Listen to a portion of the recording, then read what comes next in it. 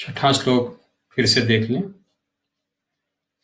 पुष्पपत्रफलच्छाया मूलवल्कलदारुभिः धन्या महेरुहा येषां विमुखं यान्ति नार्थिनः। इसके अलग अलग शब्दों को हम समझे थे, शब्दार्थ एक बार फिर से देखेंगे, क्योंकि शब्दार्थ समझ लेंगे तो भावार्थ समझने में मुश्किल नहीं होगी अपने को। शब्दार्थ अच्छे से देखेंगे।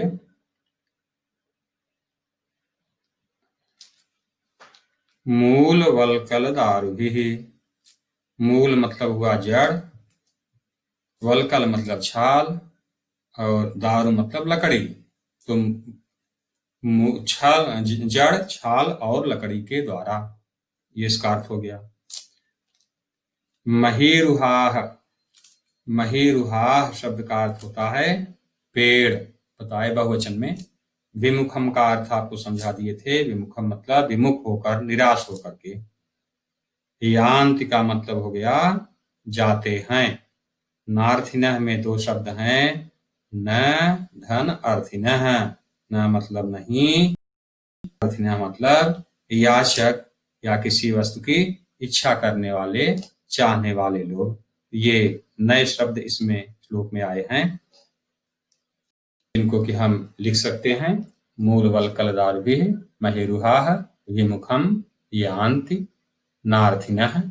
न, नार्थिनः में दो शब्द, न अर्थिनः। इनके अर्थ अगर हम सब जान रहे हैं तो भावार्थ को समझने में दिक्कत नहीं जाएगी। अब हम इसी को क्रम से बना करके भावार्थ देखते हैं। भावार्थ देखेंगे अब हम सब।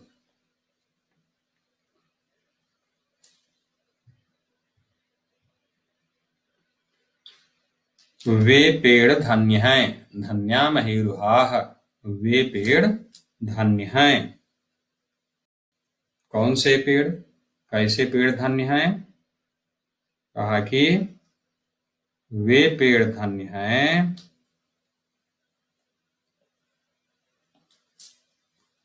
जिनके पास से, वे पेड़ धन्य हैं जिनके पास से याचक, याचक मतलब किसी वस्तु की को चाहने वाले, कामना करने वाले लोग, विमुखम, विमुख मतलब निराश होकर के, न यान्ति नहीं जाते। क्योंकि निराश क्यों नहीं जाते? वे जो पेड़ हैं वे अपने पत्तों से, फूल से, फल से, छाया से, जड़ से, छाल से और लकड़ी से, जो भी उनके पास रहता है, किसी को छाल की जरूरत है, किसी को जड़ की जरूरत है, किसी को फल की जरूरत है, किसी को फूल चाहिए, किसी को पत्ते चाहिए या लकड़ी, जो भी वस्तु है वे याचकों को कुछ न कुछ देते ही हैं वहां से। इसलिए वे पेड़ उन्हें जो उनकी इच्छा होती है उसको पूरे कर देते हैं। इसलिए ऐसे पेड़ बड़े परोपकारी माने जाते हैं। वे धन्य हैं, उनको धन्यवाद दिया जा रहा है, क्योंकि वे अपने पास जो कुछ भी है उससे याचक को मना नहीं करते, दे करके संतुष्ट करते हैं। फिर से अर्थ को देख लें। वे पेड़ धन्य हैं जिनके पास से याचक अर्थात किसी वस्तु को चाहने वाले लोग विमुख होकर अर्थात निराश होकर वापस नहीं जाते। क्यों नहीं जाते? क्योंकि वे पेड़ पत्ते, फूल, फल, छाया, जड़, छाल और लकड़ी से उन्हें संतुष्ट कर देते हैं। वे कुछ न कुछ प्राप्त कर लेते हैं। तो इस श्लोक में परोपकार की भावना के विषय में प्रकाश डाला गया है कि व्यक्ति को अगर उसके पास कोई वस्तु है और कोई याचक आ रहा है तो उसे निराश नहीं करना चाहिए। जैसे कि ये पेड़ परोपकार के रूप में अपना जीवन बिताते हैं। अंतिम श्लोक देखेंगे इस पाठ का, 7वां श्लोक, सप्तम श्लोक है। चिंतनीया हि विपदाम आदाविव प्रतिक्रियाः न कूपखननं युक्तं प्रदीप वह्निना गृहे। चिंतनीया हि विपदाम आदाविव प्रतिक्रियाः न कूपखननं युक्तं प्रदीप्ते वह्निना गृहे। एक एक शब्द का अर्थ हम समझेंगे। चिंतनीया, चिंतनीय मतलब चिंतन करने योग्य, विचारणीय, विचार करना चाहिए, विचार करने योग्य, विचारणीय ही मतलब जिस तरह से होती है ही। यहाँ पर ये अव्यय होता है। अव्यय कहीं कहीं मैंने बताया है कई इसके अर्थ होते हैं, क्योंकि जिस प्रकार, जैसे, या कहीं कहीं विपदाम शब्द का अर्थ है विपत्तियों के, विपत से षष्ठी बहुवचन विपदाम। आदाविव, ये आदाविव यहाँ संधियुक्त आ गया है पद।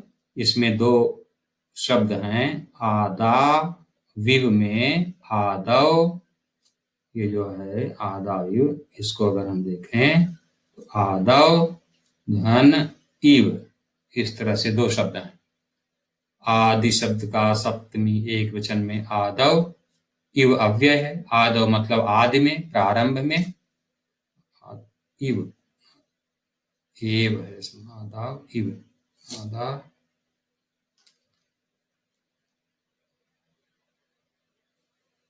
इव।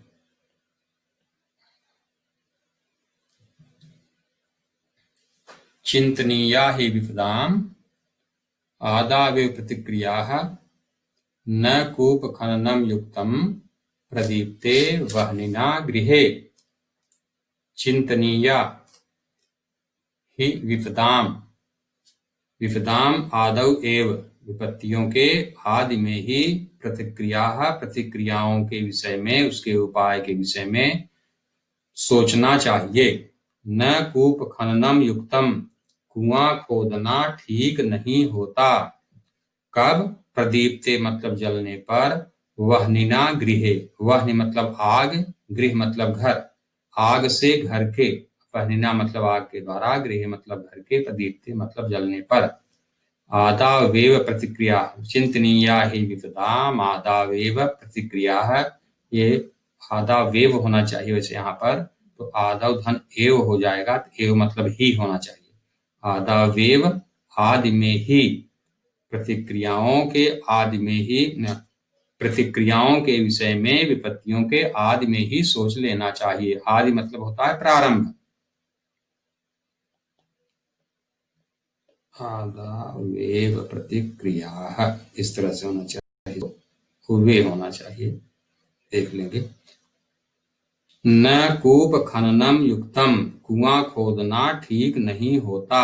युक्तम मतलब उचित, उपयुक्त, ठीक। कूप खननम कुआं खोदना। प्रदीप्ते जलने पर, वह्निना आग से, वह्नि शब्द का तृतीय एक वचन में वह्निना आग के द्वारा, गृह मतलब घर के। इसके शब्दार्थ यहां पर लिखे हुए हैं। चिंतनीय मतलब, चिंतनीय मतलब होता है विचार करने योग्य, विचार करने लायक। चिंतनीय, चिंतनीय का मतलब है विचार करने योग्य, विचारणीय। और विपदाम शब्द का मतलब है विपत्तियों के।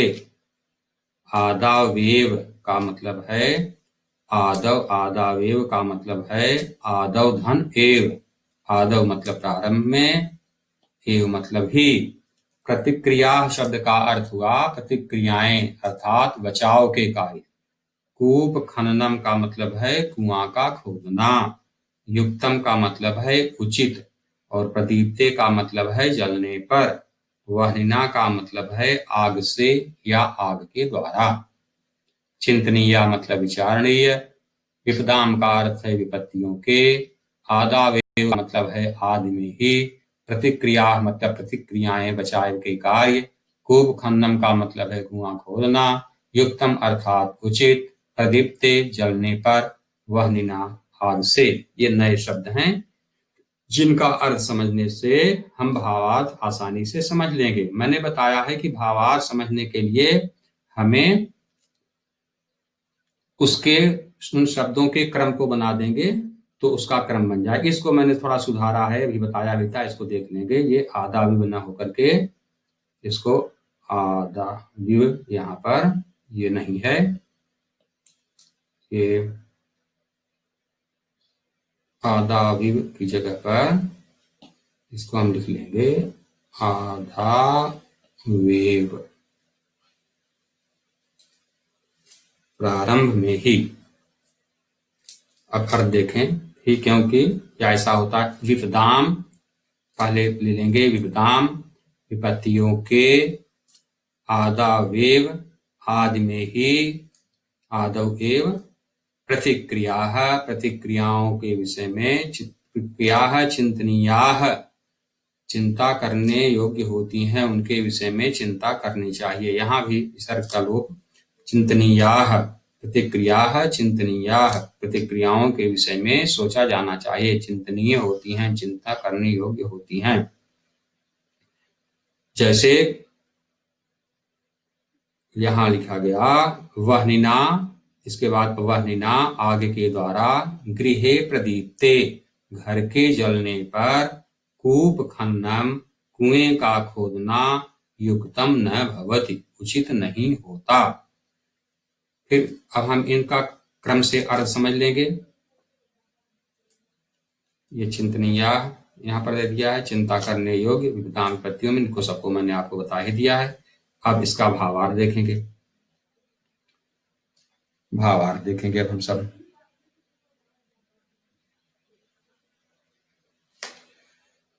विपत्तियों के प्रारंभ में ही, विपत्तियों के प्रारंभ में ही उनसे बचाव के विषय में विचार कर लेना चाहिए। विपत्तियों के प्रारंभ में ही उनसे बचाव के विषय में विचार कर लेना चाहिए, क्योंकि आग से घर के जलने पर कुआं खोदना उचित नहीं होता। क्योंकि आग से घर के जलने पर कुआं खोदना उचित नहीं होता। इसका ये मतलब है कि जैसे किसी के घर में आग लग गई, पानी का कोई प्रबंध नहीं, तब वो चला है कि अब कुआं खोदूं तो आग बुझाऊं, ऐसे में तो घर पूरा जल जाएगा, आग के बुझेगी क्या आग, घर तो जल ही गया। तो इसी तरह मुसीबत जब तक नहीं आती, चुपचाप बैठे हैं, जब मुसीबत आ गई तब उसके लिए खोजने लगते हैं कोई उपाय, पता चलता तो हम इसको टाल लेते, तो असंभव नहीं होता है। हमें मुसीबत से पहले ही ये संकट आ सकता है, ये संकट आ सकता है, तो जो संभावित मुसीबत है उसके आने से पहले ही तैयारी कर लेनी चाहिए, तभी हम उचित समय पर मुकाबला कर पाएंगे उस विपत्ति का, नहीं तो हम सफल नहीं होंगे। इसलिए समय पर ही उसका बचाव का तरीका क्या होगा उसके विषय में विचार कर लेना चाहिए। इस तरह से भावार्थ हम लोगों ने पूरे पाठ का देख लिया। तो हम सभी जैसे पहले करते थे, पाठ का शब्दार्थ लिखेंगे और उसके बाद भावार्थ भी लिखेंगे, श्लोक लिखेंगे, श्लोक के भावार्थ और श्लोक साथ साथ रहेगा, शब्दार्थ रहेगा। इसके बाद हम सब अभ्यास का कार्य करेंगे। तो आज यह प्रथम पाठ हम लोगों ने पूरा पढ़ लिया। अच्छे से आप इन श्लोकों को बार बार पढ़ेंगे, उच्चारण करेंगे और उनका अर्थ समझ लेंगे। कहीं कोई मुश्किल हो तो जरूर आप व्हाट्सएप के माध्यम से ही मुझे सूचित कर सकते हैं, जिससे कि उसमें हम आपको बता सकें। इसके बाद जब अगली कक्षा होगी उसमें हम इस पाठ के अभ्यास के विषय में चर्चा करेंगे कि किस तरह से हम इसका अभ्यास करेंगे। साथ में हम अभ्यास आपसे पूछेंगे, बताते भी चलेंगे कि इसका इस तरह से उत्तर होगा, जिससे आप अभ्यास करने में कोई मुश्किल ना हो। तो यह इतना कार्य किए रहेंगे, अभ्यास के लिए तैयार करेंगे। अगला जो क्लास होगा, अगली कक्षा में हम अभ्यास करेंगे। एक बार फिर आप सबको धन्यवाद।